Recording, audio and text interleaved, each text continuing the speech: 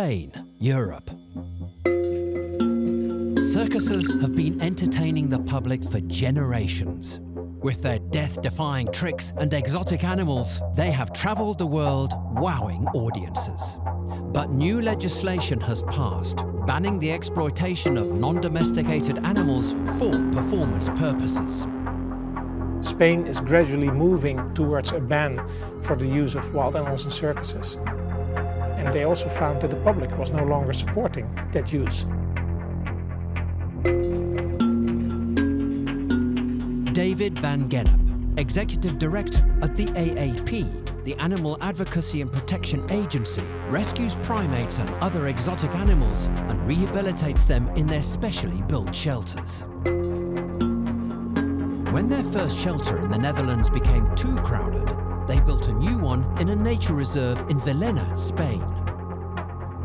And that's when the trouble started, because then circuses knew how to find us. They knew that we had a new settlement for big cats. The negotiations with Wonderland Circus were lengthy. We were trying to make some pressure for the circus to donate the animals. At the end, it was a voluntary transfer. They handed them over to us. The tigers were transferred to a private residence. But then we had to go and pick them up. And that was the most extreme thing I'd ever seen, because they had really put those tigers in a very small enclosure. They were really, really in a bad shape.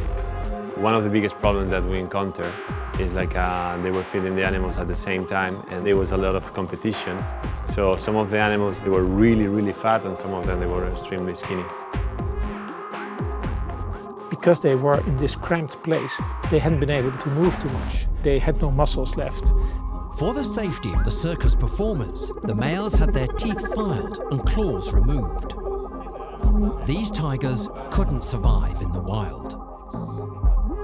We knew that we needed to act fast. The tigers then underwent the tiresome journey from the Wonderland Circus to Prima Domus Rescue Centre.